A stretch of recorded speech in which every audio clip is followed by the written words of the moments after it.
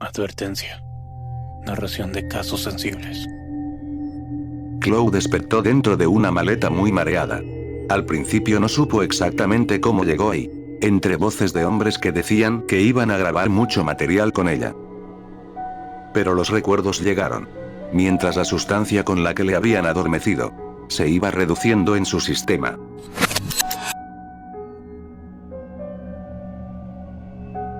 Chloe nació en 1996 en Inglaterra. En 2017, con 20 años, trabajaba como modelo buscando oportunidades. Recibió entonces por correo una oferta de trabajo, una sesión fotográfica en la ciudad de Milán, en Italia. Le dicen que la realizará una agencia especializada y le dan detalles, imágenes de referencia, pagos, e incluso un acuerdo de palabra. Ella viaja creyendo que es legítimo, nada extraño que pudiera detenerla. El 10 de julio de 2017, Chloe aterriza en Italia y es recogida por una persona que dice ser el representante del proyecto de modelaje. Luego la llevaron hasta un lugar que le presentan como el estudio. Al entrar la reciben con bebidas. Todo está desordenado y ya empieza a sospechar que tal vez aquello era demasiado bueno. Durante la charla sobre las condiciones de contratación, le administran una droga por vía intravenosa en el cuello. Intenta agarrarse de algo para no caer desplomada, pero ya no importa. Ha perdido la conciencia. Los secuestradores deciden mover su cuerpo en una maleta rígida de viaje, con un interior cerrado imposible de abrir. La transportan en el maletero de un vehículo durante varias horas. Tiempo suficiente para que Chloe recuperara la conciencia apenas, y sintiera la falta de aire, sumado a los golpes constantes con una superficie rígida.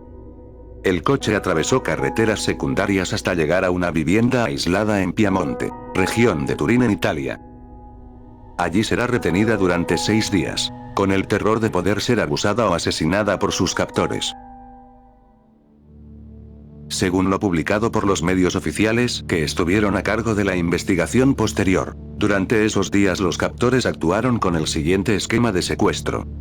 Le dijeron a Chloe que pertenecían a una organización llamada Bladed. En correos y mensajes dirigidos a la gente que trabajaba con ella, amenazaron con venderla o subastarla en la red oscura, si no se pagaba un rescate. Todo eso tras enviar la siguiente fotografía.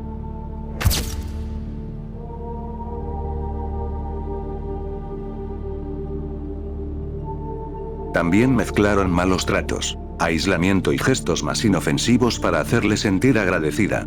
Agradecida porque ellos eran unos buenos secuestradores. La dejaban asearse, cambiarse de ropa, salir bajo vigilancia y hasta recibir favores menores. Todo eso para debilitar su capacidad de resistir, y evitar que ella quisiera escapar desesperadamente. Sumado al uso de sedantes y ketamina, fármaco que induce a la disociación y la reducción del dolor, que fueron detectados en análisis toxicológicos. Los captores usaron los correos para tranquilizar a los familiares, con evidencias claras de que seguía con vida, junto a nombres falsos como MD. A veces los correos citaban plazos para el pago, instrucciones de transferencia de dinero y avisos de lo que sucedería si no se cumplía con sus exigencias. El único propósito de todo esto, según la fiscalía italiana, era extorsionarlos. La amenaza de la red oscura y la subasta servía para aumentar la presión psicológica y garantizar los desembolsos de dinero. No se detectó evidencia de que realmente existiera una publicación para subastar a Chloe, ni que hubiera compradores ya esperando por su producto humano. El día 17 de julio, 6 días después del secuestro, Chloe es trasladada por uno de sus captores, llamado Lucas Gerba, al consulado británico en Milán con el objetivo de terminar al fin con su captura. La presión mediática y de las autoridades acobardaron a los secuestradores, quienes no se pensaron muy bien cómo recibir el dinero y luego escapar de la policía. Ese era un intento para evitar ir a la cárcel muchos años. Así que le dio instrucciones a Chloe para que diga que todo fue una confusión, y que jamás estuvo en contra de su voluntad. Una falsa campaña publicitaria para promocionar la carrera de modelaje de ella. Sin embargo, las cosas no salieron como planeaba. Chloe aprovechó esa salida al consulado para pedir ayuda a uno de los trabajadores, mientras Lucas se encontraba a unos metros como si fuera un amigo que la acompañaba. Tras llamar a la policía sin que se diera cuenta, estos al fin pudieron capturarlo. Las evidencias eran demasiado contundentes, con marcas de inyecciones en los brazos de la joven modelo. rastros de su cabello en la cajuela del vehículo y las pruebas toxicológicas posteriores. En junio de 2018, Lucas fue condenado a 16 años y 9 meses de prisión por secuestro, extorsión y amenazas. La corte valoró la gravedad del plan, la preparación junto a la utilización de drogas, con el daño físico y psicológico. Todo esto en colaboración de su hermano Conrad Gerba, quien también recibió condena por complicidad. Tiempo después, Chloe regresaría al lugar donde fue secuestrada junto a medios de comunicación, con el objeto de exponer todo lo que había vivido, sobre todo para quienes creían que se trató de un montaje fallido de publicidad sin escrúpulos. Este caso me hizo plantearme buscar crímenes ocurridos directamente en la red oscura. Y lo que encontré resultó ser demasiado perturbador.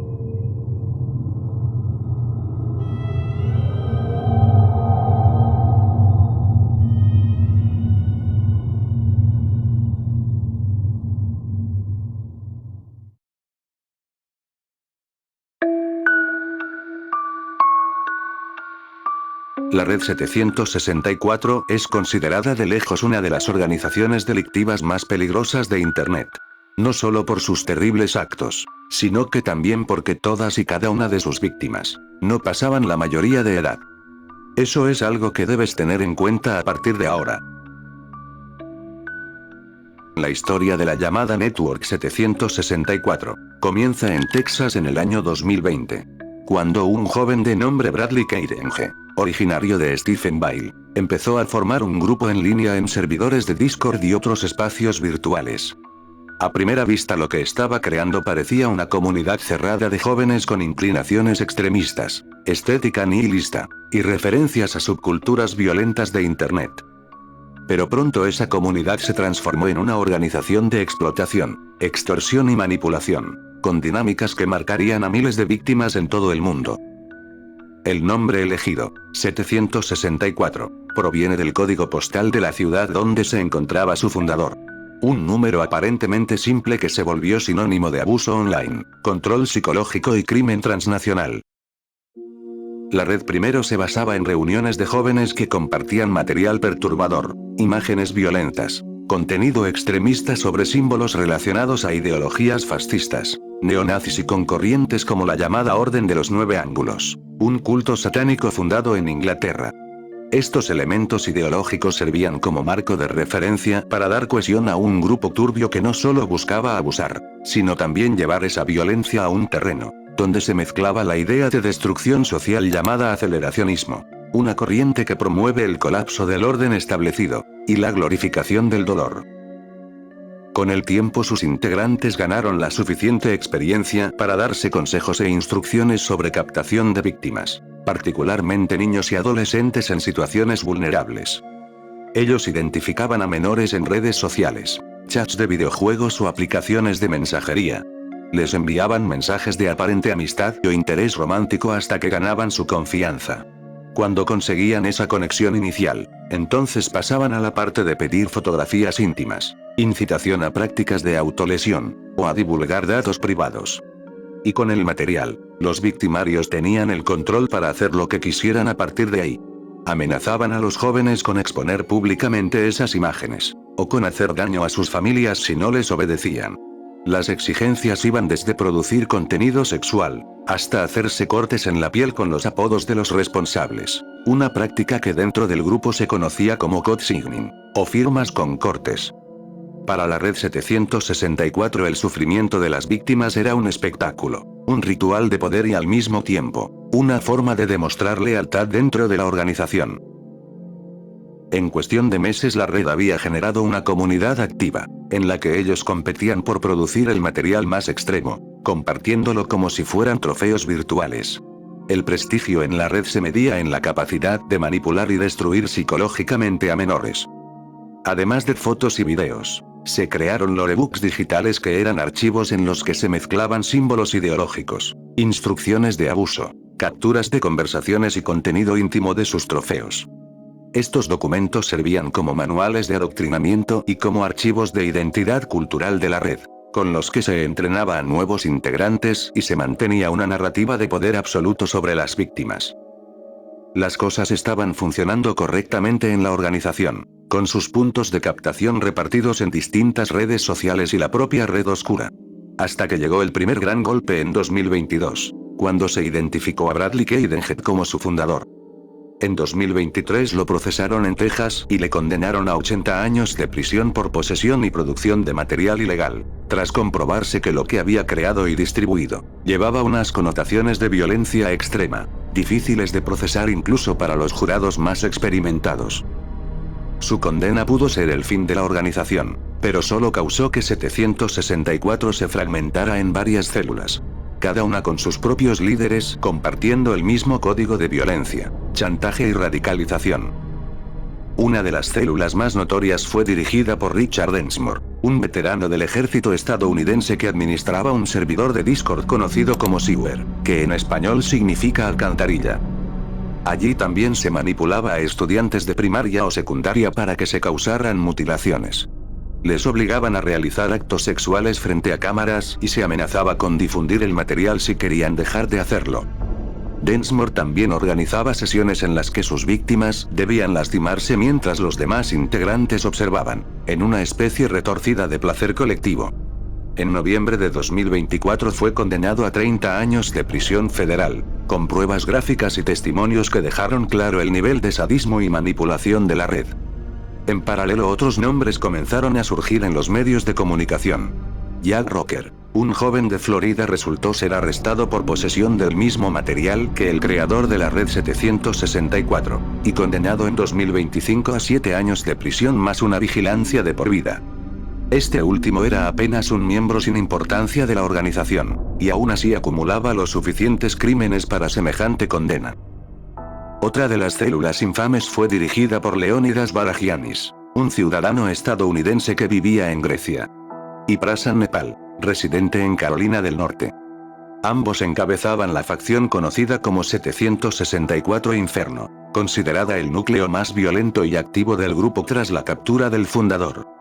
Según documentos judiciales, entre 2020 y 2025, operaron una empresa global de explotación en la que al menos 8 menores fueron identificados directamente como víctimas.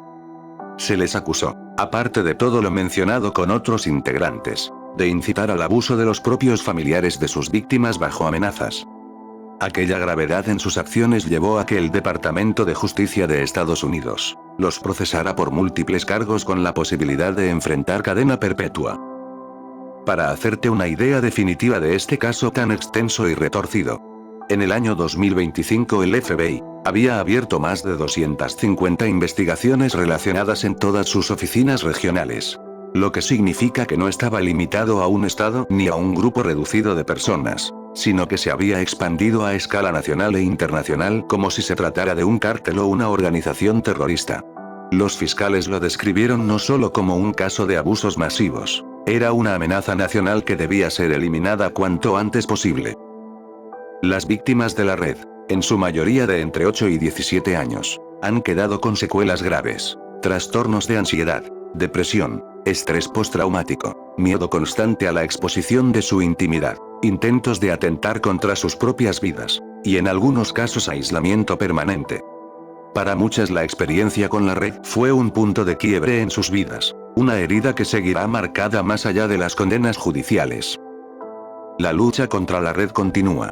Aunque los principales líderes están tras las rejas, 764 sigue fragmentándose en células más pequeñas como un virus sumamente infeccioso, que mutan, cambian de servidores y adoptan nuevos nombres.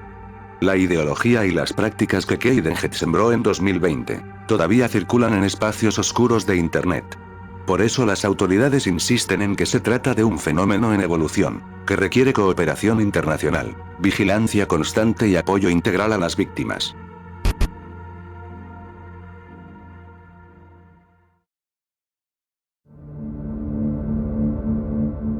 Nuevamente regresamos a Texas.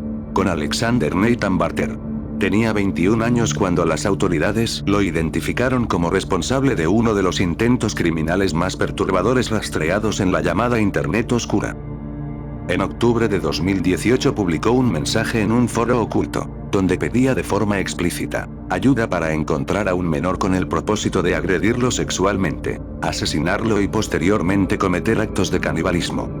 La publicación fue detectada durante labores de vigilancia en estos espacios clandestinos, y se convirtió en la pieza clave para iniciar una operación encubierta.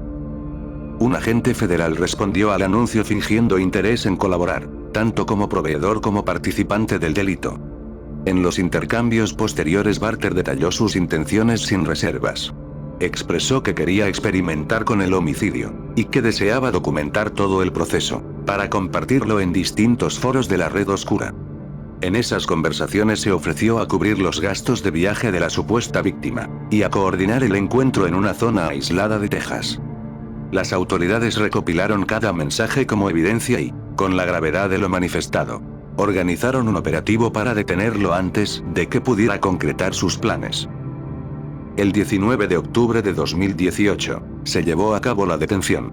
Barter acudió al lugar pactado para encontrarse con la persona que según él, entregaría a la víctima. Para su sorpresa en ese instante, fue arrestado por agentes locales y federales. Durante la captura incautaron dispositivos electrónicos y se constató que, además de los mensajes en los foros, tenía en su poder material de abuso clasificado en varias carpetas. El caso pasó inmediatamente a jurisdicción federal, debido a la naturaleza de los crímenes. La investigación posterior reveló que Barter había estado activo en comunidades en línea dedicadas a contenidos ilegales, y que sus publicaciones no eran aisladas. Su conducta mostraba un interés persistente en material prohibido, y en fantasías criminales extremas. Los fiscales lo acusaron formalmente de intento de coerción y captación de un menor para actividades sexuales ilícitas, así como de distribución del mismo en varios foros. En 2020 el Tribunal Federal dictó condena. 40 años de prisión, y tras cumplirlos una supervisión de por vida bajo estrictas condiciones. Entre ellas la obligación de registrarse como delincuente sexual, restricciones permanentes en el acceso a Internet y la prohibición de cualquier contacto con menores. Este caso tuvo dentro de lo que cabe, una resolución adecuada. Nadie salió herido de manera directa. Sin embargo, la víctima de este otro sujeto no tuvo esa suerte. Ramel Warner, conocido también por el apodo de Mena, se convirtió en el centro de un caso federal en Nueva York que conmocionó a la comunidad por la brutalidad de los hechos, y la posición de confianza desde la que lo hizo. El caso salió a la luz en 2022, cuando el FBI comenzó a investigar a Ramel Warner por delitos relacionados a los mismos que Nathan Barter, solo que sin incluir intentos de canibalismo y con el resto de hechos consumados. La información difundida por la fiscalía establece que Warner había abusado de una pequeña a la que debía cuidar, grabando al menos 6 vídeos de las agresiones. Las mismas que fueron posteriormente compartidas en espacios clandestinos de Internet. Lo que más inquietó a las autoridades fue que Warner no era un desconocido sin acceso a otras potenciales víctimas.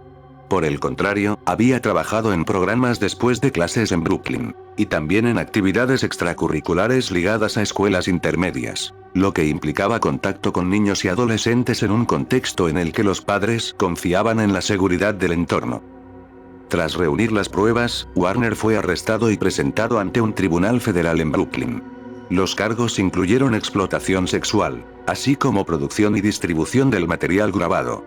El FBI emitió comunicados públicos señalando que existía la posibilidad de más víctimas, y pidió que cualquier persona con información sobre Warner se acercara a colaborar.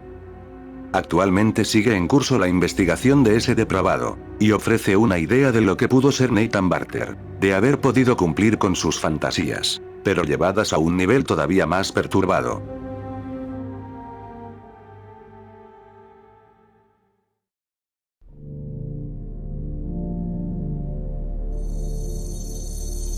Seis meses después de la desaparición de Pedro en marzo de 1998, la Policía Internacional lanzó la Operación Catedral, que desmanteló el Wonderland Club, una red global de material de abuso por Internet.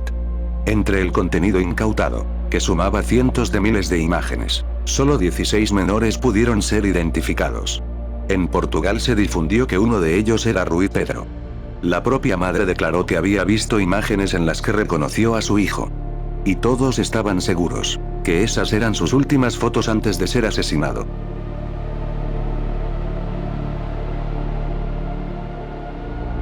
En la primera mitad de los años 90, Internet empezaba a expandirse fuera del ámbito militar y académico. Su uso aún era limitado a universidades, empresas tecnológicas y algunos fanáticos de la computación. Pero ya proliferaban sistemas que hoy se consideran primitivos. Conexiones lentas por módem telefónico, navegadores básicos y, sobre todo, redes de comunicación en tiempo real como el IRC. Estas siglas de Internet Relay Chat, era un sistema de conversación descentralizado, basado en servidores y canales.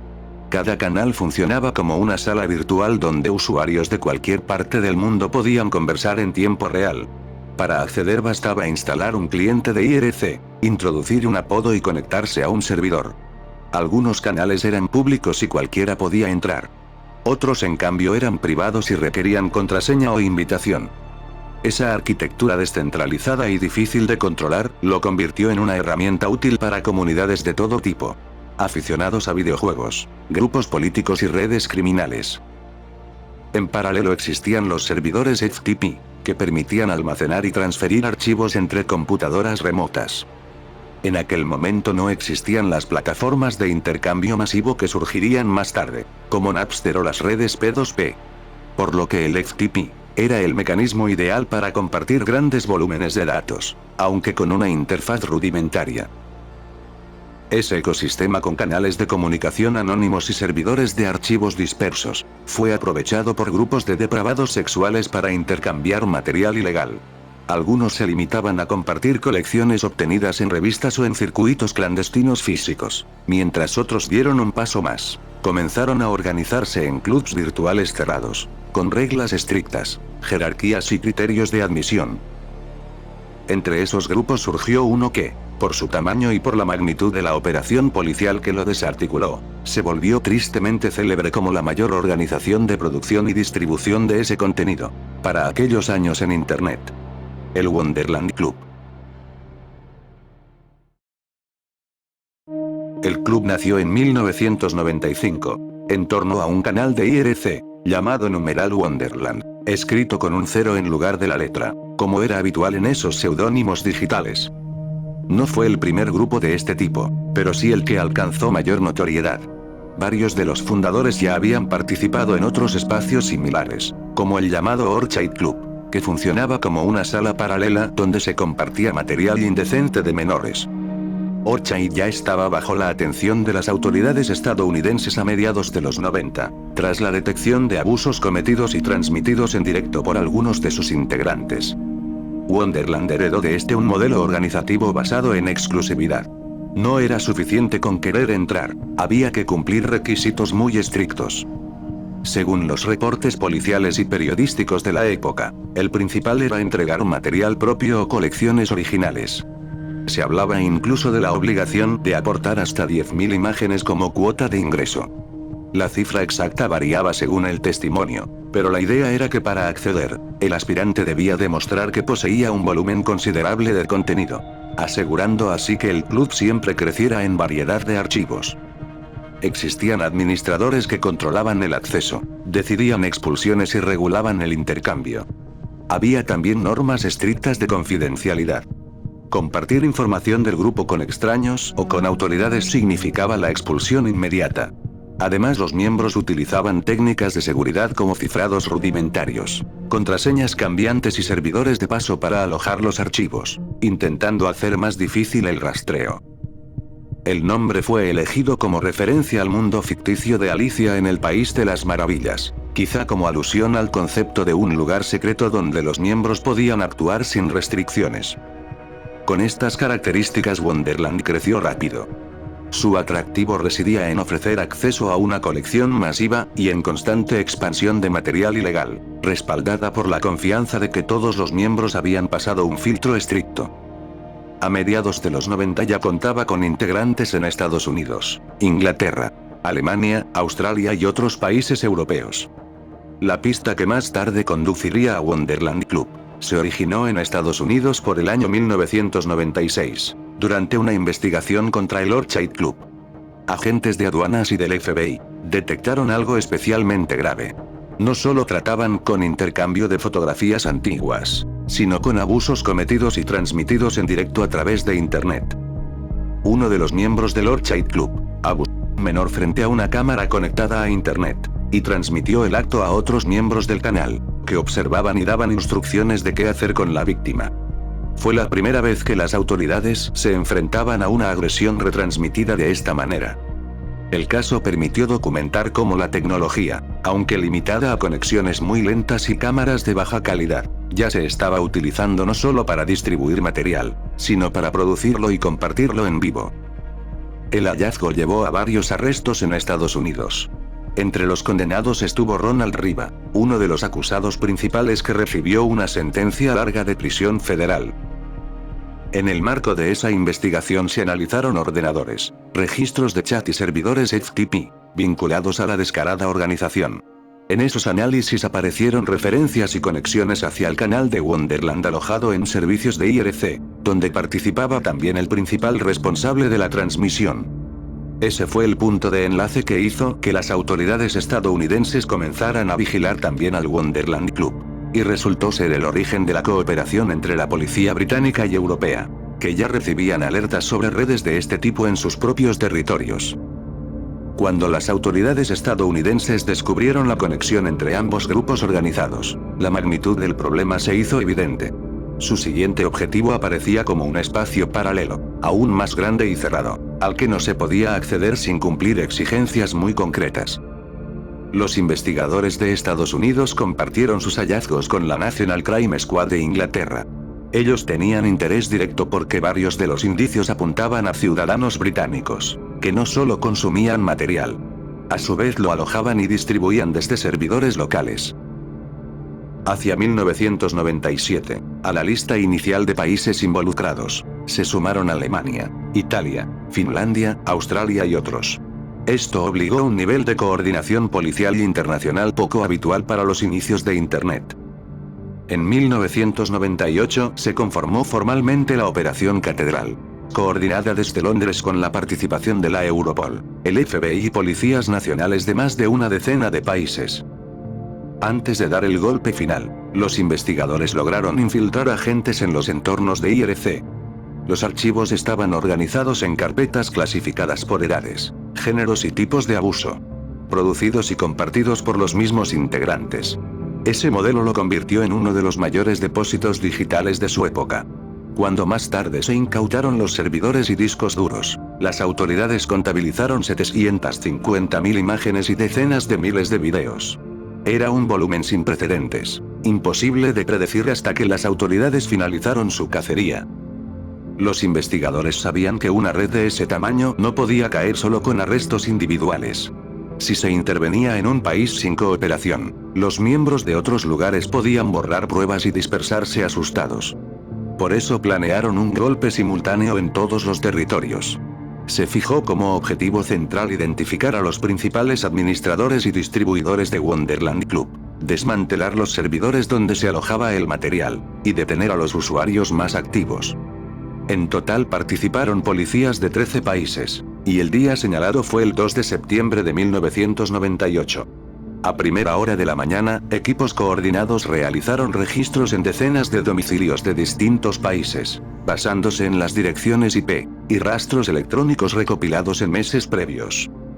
La ejecución de la Operación Catedral fue descrita después como una de las mayores operaciones policiales internacionales contra delitos informáticos. En el Reino Unido se registraron 28 domicilios, con un total de 7 arrestos iniciales. En Estados Unidos hubo 5 arrestos, en Alemania otros 5, y en el resto de países varios más, hasta alcanzar un total de 107 sospechosos investigados en la red.